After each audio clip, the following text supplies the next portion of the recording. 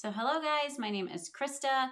I'm a Christian homeschool mom of 7 kiddos. My oldest has graduated and working full-time, and my youngest is 1. So I am here today to give you lots of tips and tricks of taking your little ones to Disney World. Now, if you're new here, we are a pass holder family. So we have the Pixie Pass, where we can go throughout weekdays, which works out great because we homeschool. And so I would just like to share our adventures of taking our kids to Disney and what that looks like for a large family, and how you can make that work. I'd like to show you guys how to do this all on a budget. We're going to be just the most budget friendly.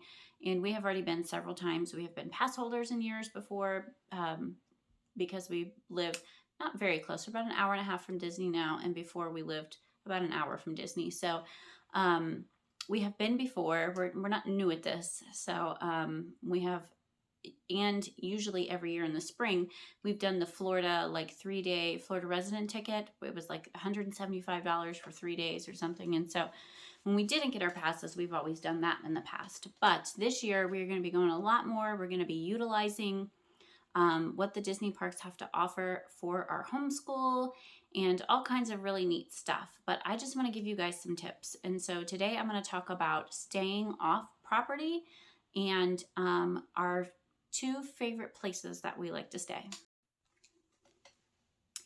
And so first I want to talk about why we prefer staying off property. We have stayed on property. But like I said, we're a large family. And so to do that budget friendly, there's really no way. I mean, we have stayed at the cabins a couple of times, and we are pretty tight fitted in there. I mean, it's snug. A lot of people are sharing rooms, sharing beds. It's nice because it does have a full kitchen, but it is a smaller place. If you're used to staying, vacationing other places and getting, a condo or a timeshare type place or something like that, it's definitely smaller than what you're going to be used to. It is nice. We do enjoy staying on property because I feel like you're immersed the entire time you're there in the Disney atmosphere, and you never leave that Disney feeling because you've got the certain Disney channels on your TV where you can check all the park times is always running that channel, and there's like a safety channel and just all kinds of different little cool channels that they have. So you have that. You're just immersed everywhere you go. You just constantly see the Disney buses. They have the great water parks and not water parks, but like splash pads and pools and just so you're immersed the whole time. Great restaurants and everything at your resorts. So it's great. But when you're a large family and you're on a budget, I wanted to share with you 2 of our favorite places that we have stayed multiple times and we have enjoyed. Now, the prices for those places have gone up in the recent years, but so has everything. So they're still pretty budget friendly when you're comparing with, you're getting a bigger room, you're getting more beds, you're getting more space, and you're paying a lot less than what you would actually pay to stay on Disney property. So a reason that we don't like to stay on property, besides it not being budget friendly, is you do get the extra magic hours. So say Magic Kingdom opens at 9, you can go in at 8:30 because you're a resort guest. My kids are tired when we're there for several days. So if you're coming for like a week-long vacation or 4 days, 5 days, whatever, and you're doing parks many days and your kids are they're going to be tired. My kids, I've always had a hard time, even if I got up super early, had breakfast pre-made, loaded them up, got them in the car. It seems like we just never, maybe I think one time we made the early magic hours, and they don't open the entire park for those extra hours. It's part of the park. And so it is nice because you can walk on a lot of rides and then you can go back to your hotel midday. But it's not worth it for us, for our family, because it was really hard to get those crabby kids out of bed and get them, into the park in a good mood and then getting on rides. So that's the reasons it doesn't work for our family. So I'm going to go ahead and I'm going to share the couple places we love to stay. Number one, we have stayed at this one multiple times, and their prices have like doubled. And so we ended up finding the second place I'm going to talk about, which is a little further away. But anyway, the first place we like to stay is Westgate Towers Resort in Kissimmee. And it is pretty close to the parks. It's not very far at all, because it's at like a red light. If you cross 192, you're on, and I can't remember the name of the road. I should have wrote it down while looking up the info. Anyway, if you cross 192, the road that it takes you on is the road that leads you into all the parks. And so you're not very far at all. This is a good place to stay if you want to be super close. Like if you're going to take that midday break back to your hotel, swim in the pool, let your kids take a nap and rest and head back, you're not very far. And once you've paid for parking at a park that day, you're good at all the parks for that day. So if you want to leave and come back, you're not going to pay for parking. If you want to leave and park hop, you're not going to pay for parking at your other place because you've already paid for parking that day. So anyway, that's a good one. You can get a room as big as it's a 2-bedroom.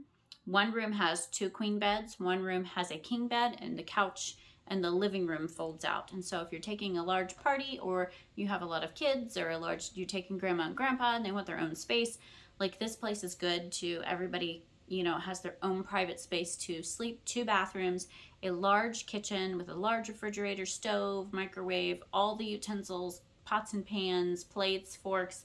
So this is a good place for that. They do have some cool pools.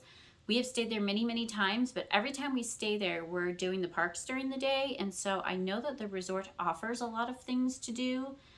I had seen they have like a train ride and a movie theater and stuff, but we never did utilize those things because we were too busy in the park. So that's a good one. And there, last time I looked, because we are looking to go in the next couple weeks to stay over for a couple nights,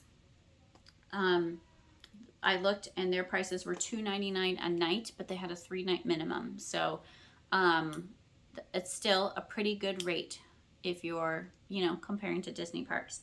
So our second place, like I said, we used to be able to book this place for like $120, $140 a night. So like I said, it's gone up a lot, but so has everything. But the second place that we started staying, because it was a little cheaper and a little bigger, was Holiday Inn Orange Lake Resort. And this place is pretty cool because they do have like a hotel type area if you're just booking a standard room, but they also had their own individual like little villas. And so it's a gated place, which is pretty safe, which we have never had any problem any place we've ever stayed over there. Just, I don't know, some people may have, but we have never run into that problem. But it's gated, so it makes you feel a little safer. They have a restaurant, they have a lazy river, they have an arcade, they have a gift shop, like a little miniature type grocery store in the gift shop in case you forgot anything or want to pick up some stuff, extra stuff while you're there. They have a lot of amenities. They have a pool. I think they have 2 pools, but we only went to one. We've only been to the one. Like I said, when we're there, we're usually at the parks. We've been to the arcade there, we've been to the pool.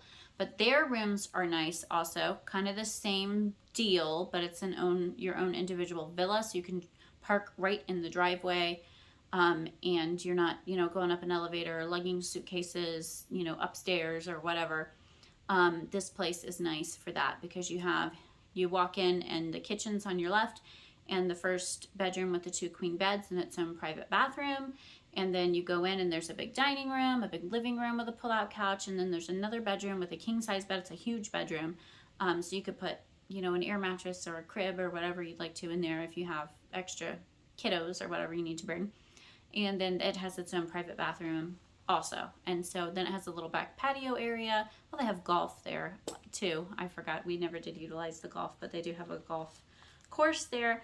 And that is a very nice one that we enjoy a lot. The cheapest rate I found there, because we're AAA members, was $225 a night, and they did not have a minimum that I noticed. So anyway, those are our 2 favorite off-property Disney resorts when we go, and hopefully we'll be utilizing one of those soon because we're excited to get back. Our passes were blocked out for the last 2 weeks for spring break and Easter, and so we'll be happy to hop back into the parks.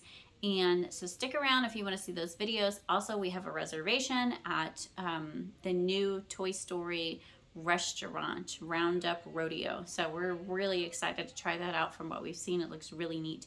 And we're really excited to give that a try, and we will take you along and give you a whole video tour of that and the food and everything and how that works with a large family and what that's gonna cost. So we don't do things like that all the time, but when we do a couple of things, a year, we like to really just go and enjoy ourselves and not think about what that's gonna cost. Because I always tell my husband, like, when we're talking about doing things and we're comparing prices and stuff, and I'm like, yeah, but we're a lot of people. You have to remember it costs more for us than what it would cost for a family of 4 or 5 to do. So thanks so much for watching my video today. Don't forget to hit that subscribe button because we have a lot of videos heading your way. I have so much I want to film and share with you guys. And so hit the thumbs up if you like this video. And I also have a sister channel if you want to follow along with our family and cleaning videos and grocery hauls and homeschool videos and all those cool things at the Bowden Bunch. So check us out over there if you're new here, and thanks so much for watching. We will see you very soon. Bye-bye.